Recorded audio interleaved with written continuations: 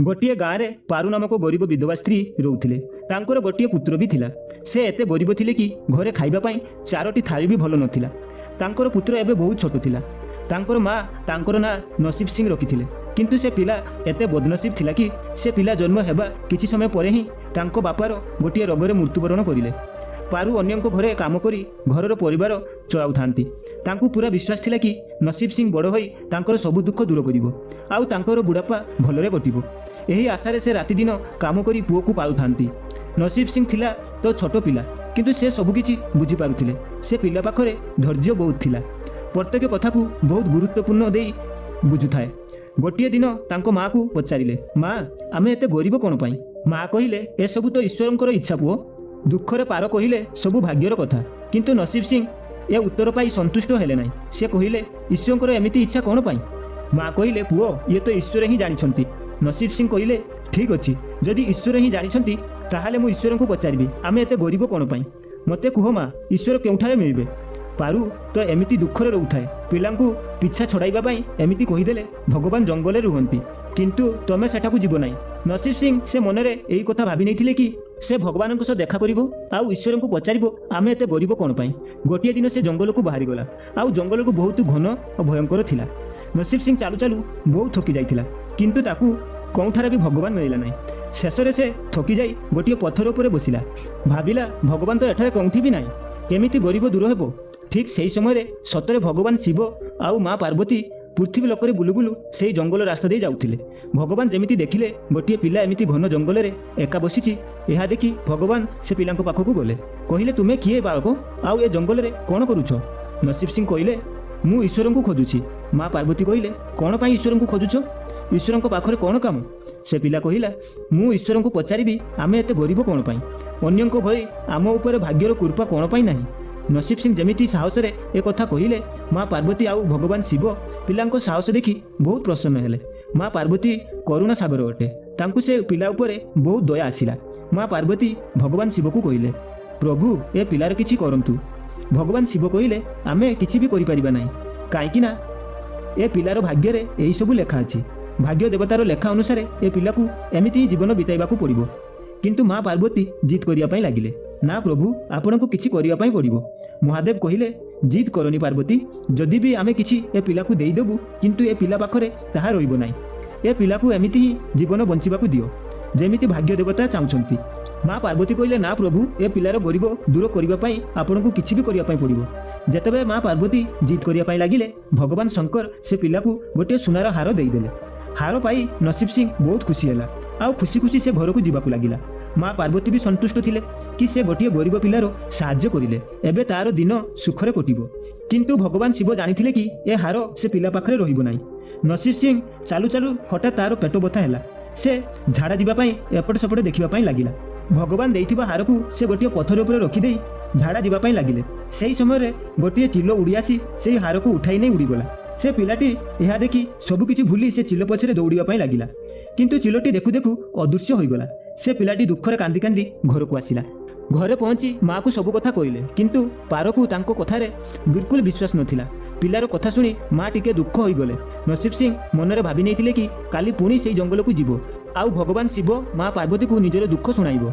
पिलार विश्वास थिला कि भगवान शिव दुष्ट चिलो को अवश्य दंड देबो। माँ पार्वती भगवान शिव को कहिले, देखो काली देइथिबा हार ता पाखरे नाही, ताकू गोटे चिलो नहीं जाइछि आउ से किछि साहाय्य आशा नहीं आम पाखकू पुणी आसीछि।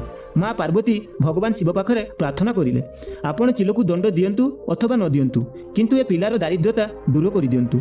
भगवान शिव कहिले, मु एबे किछि करि परिबि नाही, जदि तमे एते जिद करूछ ताहाले मु ब्रह्मा देवता को कहबी, से पिला को साहाय्य करिवे। भगवान शिव ब्रह्मा देवता को डाकिले, सबु कथा कहिले। से पिलार गरीब दूर करिया पई कहिले आउ ब्रह्म देवता से पिला को हीरार आंगुठी देदेले। से पिलाटी आंगुठी छाती पकेटरे रखी खुशी खुशी घर को जीवाकू लागिले। से भाबी नैथिले कि आंगुठी को गोटे सेकेंड पई निजठू दूरेई रखिबे नाही। पिलाटी चालू चालू अचानक ताकू बहुत जोर रे शोष लागिला। से गोटे नदी पाखरे पहुंची जेमिति हाथ पानी नहीं पीवा पई लागिला, सेही समय तार पकेटरू आंगुठी बाहरी जाई पानी रे पड़ीगला। से आंगुठी उठाई थांते कि गोटे माछ से आंगुठी को गेई देई चलीगला। नसीब सिंह पुणी कांदी कांदी घर को आसिला आउ माँ को सबु कथा कहला। माँ कहिले, पुओ जेते पर्यंत भाग्यर नाही सेते पर्यंत कौनसी भी जिनिस आम पाखरे रहिबो नाही। ମା ସେ ପିଲାକୁ ଆଶ୍ୱାସନା ଦେଇ କହିଲେ, ଯେତେବେଳେ ଭାଗ୍ୟ ଦେବତା ତମ ଉପରେ ପ୍ରସନ୍ନ ହେବ ମାଟି ବି ସୁନା ହୋଇଯିବ, କିନ୍ତୁ ଏମିତି କେହି ବି କିଛି ଦେଲେ ଆମର ଗରିବ ଦୂର ହେବ ନାହିଁ। ପିଲାକୁ ବୁଝାଇ ମା କାମରେ ଲାଗିଗଲେ। କିନ୍ତୁ ନସିବ ସିଂ ହାର ମାନୁ ନଥିଲେ। ସେ ମନରେ ଭାବି ନେଇଥିଲେ କି ପୁଣି ସେ ଭଗବାନ ପାଖକୁ ଯିବେ। ଆଉ ତୃତୀୟ ଦିନ ପୁଣି ସେ ଯାଇ ପହଞ୍ଚିଲେ ଭଗବାନ ପାଖରେ। ଭଗବାନ ଶିବ ଆଉ ମା ପାର୍ବତୀ ପିଲାର ସାହସ ଆଉ ଧୈର୍ଯ୍ୟ ଦେଖି ବହୁତ ଖୁସି ହେଲେ। ଏଥର ଭଗବାନ ଶିବ ବ୍ରହ୍ମଦେବତା ପାଖରେ ଯାଇ ପହଞ୍ଚିଲେ। ସବୁ କଥା କହିଲେ। ବ୍ରହ୍ମଦେବତା କହିଲେ, ଭଗବାନ ବିଷ୍ଣୁଙ୍କ ପାଖକୁ ଯିବାକୁ ପଡ଼ିବ, ସେ ହିଁ ଏ ସାହାଯ୍ୟ କରିପାରିବେ। ଶିବ ଭଗବାନ ଆଉ ବ୍ରହ୍ମଦେବତା ବିଷ୍ଣୁ ଭଗବାନ ପାଖରେ ଯାଇ ପହଞ୍ଚିଲେ। ବିଷ୍ଣୁ ଭଗବାନ ସବୁ କଥା ଶୁଣିଲା ପରେ ସେ ପିଲାକୁ କିଛି ହୀରା ଦେଲେ।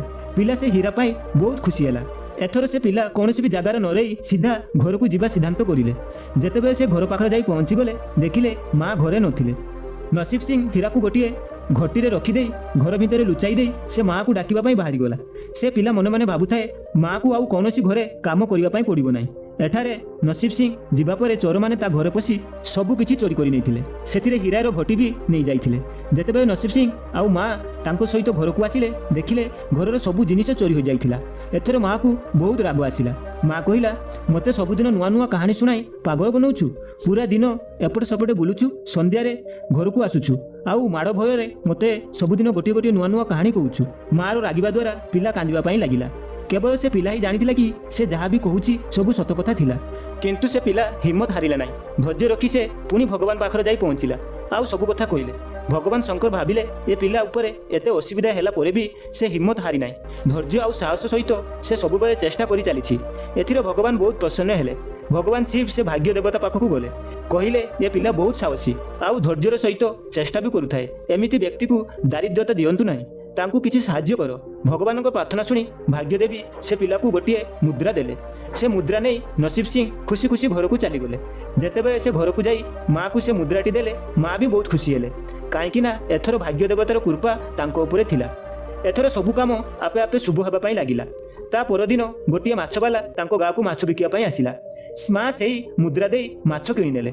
ମା ଯେତେବେଳେ ମାଛ କାଟିଲେ ସେଇ ଆଙ୍ଗୁଠି ମାଛ ପେଟରୁ ବାହାରିଲା। ଯେଉଁ ଆଙ୍ଗୁଠିଟି ଭଗବାନ ବ୍ରହ୍ମା ଦେଇଥିଲେ ଆଉ ସେ ପିଲାଟି ପାଣି ପିଉଥିବା ସମୟରେ ପାଣିରେ ପଡ଼ିଯାଇଥିଲା। ମା ସେ ଆଙ୍ଗୁଠିକୁ ସମ୍ଭାଳି ରଖିନେଲେ। ମା କହିଲେ, ପୁଅ ଜଙ୍ଗଲକୁ ଯାଅ ଆଉ କିଛି କାଠ ନେଇ ଆସ, ଘରେ ରୋଷେଇ କରିବା ପାଇଁ ବିଲକୁଲ କାଠ ନାହିଁ। ପିଲାଟି କୁଡ଼ାରି ନେଇ ଜଙ୍ଗଲକୁ ବାହାରିଗଲା। ଯେଉଁ ଗଛରେ ଡାଳ କାଟିବା ପାଇଁ ଚଢ଼ିଥିଲା ସେହି ଗଛରେ ଗୋଟିଏ ଚିଲର ବସା ଥିଲା। ଯେଉଁ ଚିଲ ହାର ଉଠାଇ ନେଇ ଆସିଥିଲା ପିଲାଟି ଦେଖିଲେ ସେହି ଚିଲ ଆଖପାଖରେ ନଥିଲା। ନସିବ ସିଂ ସେ ହାରଟିକୁ ଉଠାଇ ନେଇ ଆଉ ଅଳ୍ପ କିଛି କାଠ ନେଇ ଘରକୁ ଚାଲି ଆସିଲେ। ମା ସେ ହାର ପାଇ ବହୁତ ଖୁସି ହେଲେ ଆଉ ଦେଖୁ ଦେଖୁ ତାଙ୍କର ଭାଗ୍ୟ ବଦଳି ଯାଇଥିଲା। ଘରେ କୌଣସି ଜିନିଷର ଅଭାବ ନଥିଲା। ଆଉ ଯେଉଁ ଚୋର ତାଙ୍କ ଘରୁ ହୀରା ଚୋରି କରି ନେଇଥିଲେ ତାଙ୍କୁ ସ୍ୱପ୍ନରେ ମହାଦେବ କହିଲେ କି ଯେଉଁ ହୀରା ସେ ପିଲାଙ୍କ ଘରୁ ଚୋରି କରିଥିଲ ତାକୁ ଫେରାଇ ଦିଅ, ନହେଲେ ତମର ସର୍ବନାଶ କରିଦେବି। ସେ ଚୋର ସେଇଦିନ ହୀରା ଆଣି ତାଙ୍କ ଘରେ ଦେଇଗଲେ ଆଉ କ୍ଷମା ମାଗିଲେ। ଏମିତି ସେ ଅଭାଗ୍ୟ ପିଲାର ଭାଗ୍ୟ ବଦଳି ଯାଇଥିଲା ଆଉ ସେ ବହୁତ ଧନବାନ ହୋଇଯାଇଥିଲା। ତେଣୁ ଦର୍ଶକ ବନ୍ଧୁ, ଭାଗ୍ୟର ଲେଖାକୁ ବଦଳାଇବା ପାଇଁ ହେଲେ ଆପଣଙ୍କୁ ଧୈର୍ଯ୍ୟ ଆଉ ସାହସର ସହିତ କର୍ମ କରିବା ପାଇଁ ପଡ଼ିବ। ଆଉ ଭଲ କର୍ମ କରିଲେ ଆପଣଙ୍କ ଭାଗ୍ୟ ବି ଆପଣଙ୍କର ସାଥ ଦେବ ଆଉ ଆପଣ ବହୁତ ଖୁସିରେ ହିଁ ରହିବେ।